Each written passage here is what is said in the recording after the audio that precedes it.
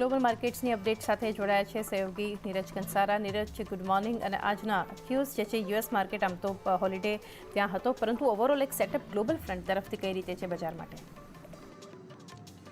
જી ચોક્કસથી. તો જો ગઈકાલે અમેરિકાના બજારો જે છે પ્રેસિડેન્ટ ડેના દિવસે નિમિત્તે બંધ રાખવામાં આવ્યા હતા, પરંતુ અત્યારે જે આપણને યુએસ ફ્યુચર્સ અને એશિયાના બજારો તરફથી જે સંકેત મળી રહ્યા છે થોડા મિશ્ર સંકેતો છે.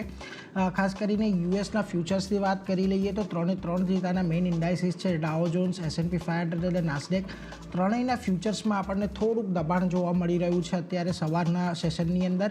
અને ખાસ કરીને એશિયાના જે બજારો છે એ પણ અહીંયાથી આપણને મિશ્ર રહેતા દેખાયા છે. આજે અમેરિકાની અંદર વોલમાર્ટ અને હોમ ડેપોના ત્રિમાસિકના પરિણામ આવવાના છે કે જે નક્કી કરશે કે ત્યાંની જે કન્ઝ્યુમરની ડિમાન્ડ છે એ કેવી રહેવાની છે. કારણ કે આ બંને કંપનીઓ જે છે એ કન્ઝ્યુમર ફેસિંગ કંપનીઓ છે, એટલે એ બંને કંપનીઓના પરિણામ એક રીતે આર્થિક ઇન્ડિકેટર્સ પણ અહીંયાથી બની રહેશે. એટલે આ બંનેના પરિણામ પર તો અમેરિકાના બજારની આજે ખાસ નજર રહેવાની જ છે. એશિયાના બજારોની વાત કરી લઈએ તો જુઓ, આજે નિક્કેઈ સ્ટ્રેટ ટાઈમ્સ અને કોસ્પીમાં થોડો આજે આપણને ઘટાડા તરફીનો કારોબાર દેખાઈ રહ્યો છે, પરંતુ જે ચાઇનાના બજારો છે, શાંઘાઈમાં છે, હેંગસેંગમાં છે કે સ્ટ્રેટ ટાઈમ્સ છે, આ બધામાં આપણને આજે એક તેજી સાથેનો કારોબાર જોવા મળી રહ્યો છે. જો કે શાંઘાઈ અત્યારે થોડુંક ફ્લેટિશ કામકાજ કરતું આપણને ખાસ દેખાઈ રહ્યું છે. આ બધાની વચ્ચે થોડું ચીનની અંદર એક રિયલ એસ્ટેટને બૂસ્ટ આપવાનો પ્રયત્ન જે પીપલ્સ બેંક ઓફ ચાઇના છે એના દ્વારા કરવામાં આવ્યો હતો. ચીનમાં 5 વર્ષના જે લોન પ્રાઇમ રેટ છે એમાં 25 બેઝિસ પોઈન્ટનો અહીંયાથી ઘટાડો કરવામાં આવ્યો છે, અને 5 વર્ષના LPR છે એ હવે ઘટીને હવે અહીંયાથી 3.95% પર આપણને રહેતા જોવા મળ્યા છે. ખાસ કરીને જૂન 2023 બાદ આ સૌથી મોટો ઘટાડો અહીંયાથી આપણને ચીન દ્વારા કરવામાં આવ્યો છે. જો કે બજારની એવી અપેક્ષા હતી કે 15 બેઝિસ પોઈન્ટનો જ ઘટાડો કરવામાં આવે, પરંતુ તે છતાં પણ અહીંયાથી મને 25 બેઝિસ પોઈન્ટનો ઘટાડો કર્યો છે.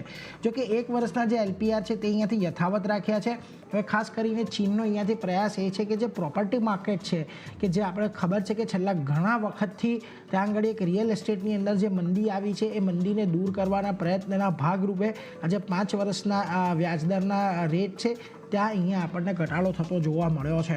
ઓવરઓલ આ તો માર્કેટની વાત થઈ, પરંતુ ક્રૂડથી પણ આજે થોડાક ચિંતાજનક સમાચાર મળી રહ્યા છે. સતત 7મો દિવસ છે કે બ્રેન્ટ આજે આપણને $83 ઉપર કારોબાર કરતું જોવા મળ્યું છે, અને સતત ત્રીજા દિવસે WTIની અંદર પણ આપણને $78 પારનો કામકાજ થતો જોવા મળ્યો છે. જોકે ફેબ્રુઆરીમાં અત્યાર સુધીમાં કિંમતોમાં 3%થી વધુનો વધારો આપણે ક્રૂડમાં જોઈ લીધો છે, અને 2 મહિનામાં જે ક્રૂડની કિંમતો છે લગભગ 8% જેટલી અહીંયાથી વધી છે. હવે ખાસ કરીને મધ્ય પૂર્વની અંદર જે પ્રકારે જે લાલ સમુદ્રની અંદર તણાવ વધી રહ્યો છે એની અત્યારે આપણને ચિંતા દેખાઈ રહી છે. ડોલરમાં દબાણને કારણે પણ અહીંયાથી કિંમતને સપોર્ટ મળતો દેખાયો છે.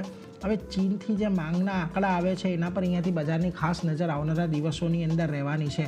તો આ બધા સંકેતોની વચ્ચે એક વખત અત્યારે ગિફ્ટ નિફ્ટી પર પણ નજર કરી લઈએ તો જુઓ, ગઈકાલના દિવસે આપણે નિફ્ટી ફ્યુચર્સ હતા 22,171ની ઉપર ક્લોઝિંગ આપ્યું હતું, પરંતુ ખાસ કરીને અત્યારે જે આપણને ગિફ્ટ નિફ્ટી તરફથી સંકેતો મળી રહ્યા છે 22,139ની આજુબાજુના છે, એટલે કે લગભગ 30 પોઈન્ટનો આજે આપણને ઘટાડા સાથેની શરૂઆત જોવા મળે.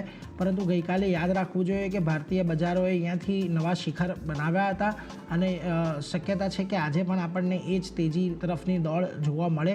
જોકે શરૂઆત થોડીક અહીંયાથી નરમાશ સાથે થઈ શકે છે, પરંતુ લેટર ઓન દિવસના સત્રની અંદર આપણને કદાચ ફરી પાછો એક ઉછાળો જોવાની શક્યતા છે.